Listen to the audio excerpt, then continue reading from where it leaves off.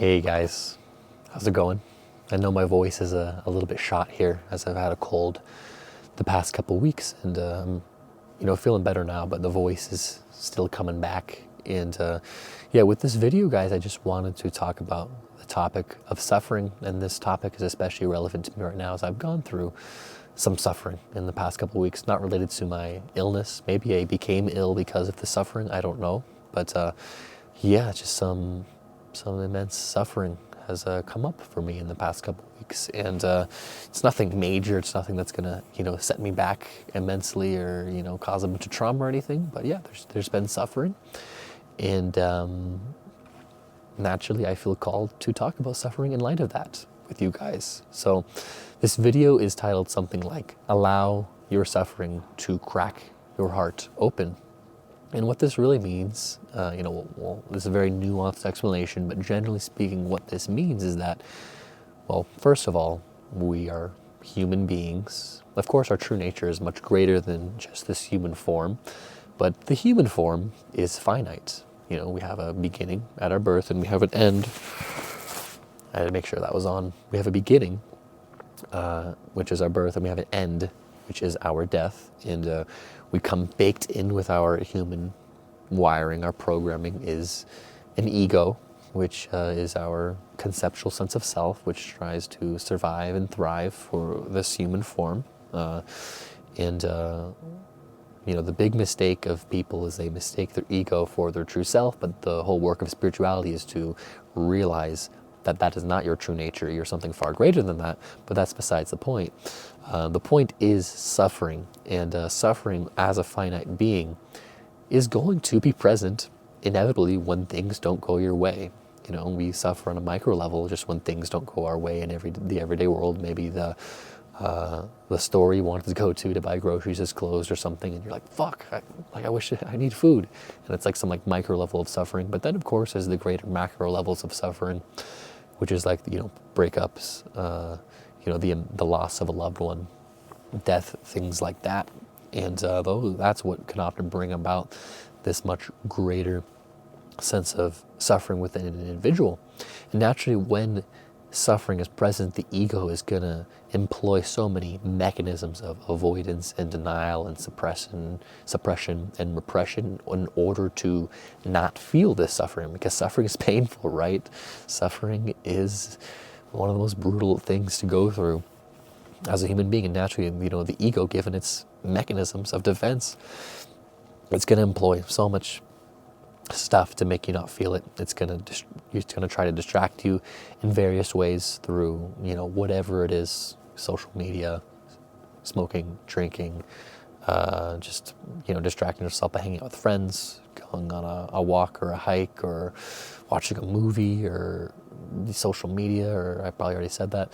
But whatever it is, the ego is just going to try to distract itself from feeling the immense pain that is present, because that's so uncomfortable.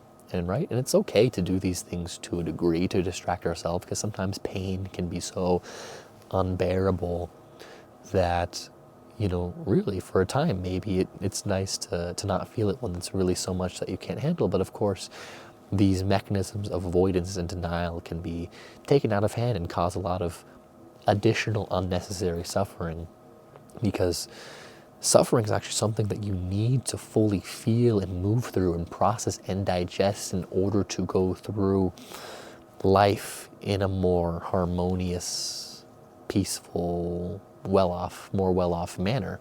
You actually have to let that suffering fully move through you to feel better. And if we're always avoiding, always denying all of the time, the suffering is just going to remain stagnant within you and will often come out in uglier, more repressed ways, more shadowy type of ways, if we don't allow ourselves to fully feel it and fully move through it. And so in my suffering recently, I've noticed all of these mechanisms of avoidance really come back, especially with my use of my phone. It's been quite high in the distraction of that.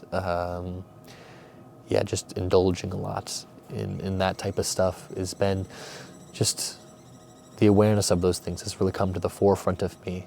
And what I'm trying to keep reminding myself to do is to just sit with it and fully feel it, process it, move through it, digest it. And so I've just been like sitting in this chair, just like just meditating, like letting myself fully feel all of that and move through that. I've been going for walks, I've been going for hikes, I've been talking to my friends. It's been very therapeutic. And so I've done a lot of things that have helped me process this suffering and move through it, which has been amazing. But what I want to get at on a deeper level with this title of Suffering Cracking the Heart Open is that, right, you can imagine this metaphor of like when deep pain is present, when deep suffering is present, that we're like cracked open, like our heart, it like shatters. We talk about heartbreak, like the heart, it literally breaks, it shatters, it cracks open. And in that state, we're in so much pain, we're in so much turmoil, we're in so much suffering, and it's in that pain that the ego is going to want to, avoid all of that stuff. And it's especially when we're in that state that I think it's really important to not engage so much in those patterns of avoidance, but to actually do these more therapeutic techniques that are going to allow you to move through your suffering in a harmonious manner. So it's the things like I just said. It's going to be like meditating. It's going to be, contemplating, introspecting. Really, I would put emphasis on the feeling, the somatic component of it. Going to therapy, talking to trusted friends. Those are all things that are going to help you really move through and process the suffering. And so it's really important to do that, because if you don't, your heart is going to harden. You're going to become more defensive. You're going to become more rigid. You're going to become more closed off.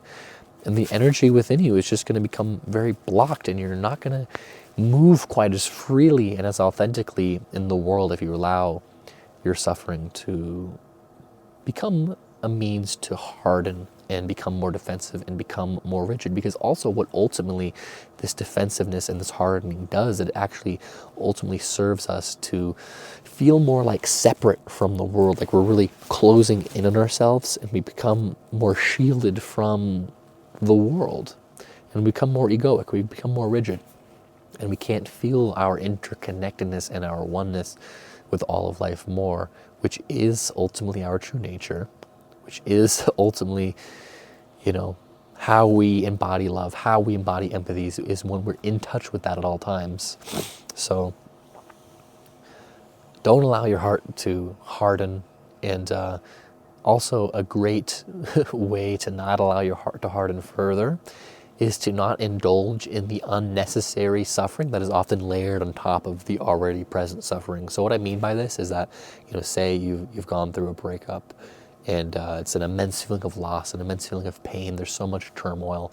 But then layered on top of that suffering, you also kind of bash yourself. You're like, fuck, it was my fault. I couldn't have been there for her. Or like, I was never enough for her. Or you're like, fuck her for doing this. Like, I wish she would have done this better. Or, maybe it's like you lost a loved one, or a friend died or something, and part of you is blaming yourself, fuck, it was my fault, I could have done this differently, if only I said this thing, things would have been different. And it's you're layering all of this stuff on top of the already present suffering that makes you actually suffer even more. And it creates this snowball effect where you just end up feeling even worse if you just indulge in that more and more and more. And so what I'm saying is, don't engage in that unnecessary suffering, because, well, it's quite literally unnecessary. And there's a certain level of suffering that's necessary, that's going to be present when things don't go your way, when you experience an immense loss, and that's the suffering you should fully feel and process. But don't engage so much in the additional things if you can avoid it, because that's only going to serve to not crack your heart. It's only going to serve to make you feel more dense and rigid and closed off, because you're just so in your ego. It's so and it's you can't get free of that, and you need to be free of that if you're gonna allow the energy in you to move freely and authentically in the way that it's meant to move. You have to let the energy move freely within you with no blockages. So that's why it's important to really feel your suffering and allow it to crack your heart open, because when you're cracked open, you are completely vulnerable. You're completely raw, and that's super scary. And of course, the ego is not going to want to be in that state, so it's going to harden. But I'm encouraging with this to not do that, allow yourself to fully feel that raw, vulnerable, suffering state, and process that state fully, glean what lessons there are to learn from it. Because when you fully process it and allow it to move through you, then you can slowly rebuild this structure in a more wise, a more conscious, a more harmonious, a more peaceful, a more intelligent way than before. That's the whole purpose of suffering, is because it literally destroys the foundation of our ego structure, which allows us to build it in a more harmonious and a more intelligent and a more wise and a more loving fashion. That's why after the most brutal war in human history in World War II, that we followed that state with an immense peace, like the greatest peace the world has ever known. Of course, we're not completely 100% peaceful, but you know, following the most brutal war in human history, an era of peace was ushered in, because we're like, oh shit, we can't be like this anymore, or else millions of people are going to die. So we have to be different now. And so, you know, now things are still not the best, but it's still, people are generally more wise and more conscious than they were 100 years ago. And it's through all of that suffering that we slowly grow, we slowly learn, we slowly evolve, and we move towards the light. We move towards the truth, our true nature, towards enlightenment, towards oneness. So that's ultimately the purpose of suffering. And so when there's natural suffering present, my message is to feel it, allow that to crack you open. You know, I mean, I know it's scary, but allow that to crack you open. Don't double down on it. Don't create all this unnecessary suffering on top of it. Just allow the natural suffering that's present in your life to just move through you and feel it. Have the courage to feel it. I know it takes a lot of courage to feel it. And that's the main message I wanted to say here today, guys. You know, this kind of reminds me of the Albert Einstein quote. You can't solve a problem from the same level of consciousness that created it. So it's like, naturally a certain level of consciousness creates a problem, and it creates all the suffering within you or within the world. And then through processing that, you can move to a higher level of consciousness that transcends the level that created the suffering. And then you can move forward in this journey towards the light, towards truth. So I don't want to talk too much more now. I've said my main message. I sincerely hope this video is helpful to you. And for those who are going through some immense suffering right now, I hear you. I'm here for you. And I hope this channel, this YouTube channel, can be a place for you to, you know, feel better, that helps you move through your suffering in a more harmonious and a more wise manner. And yeah, if this video is helpful to you, I would appreciate you just let me know in the comments in some way. And if you want to take this journey even deeper, I do offer one-on-one coaching.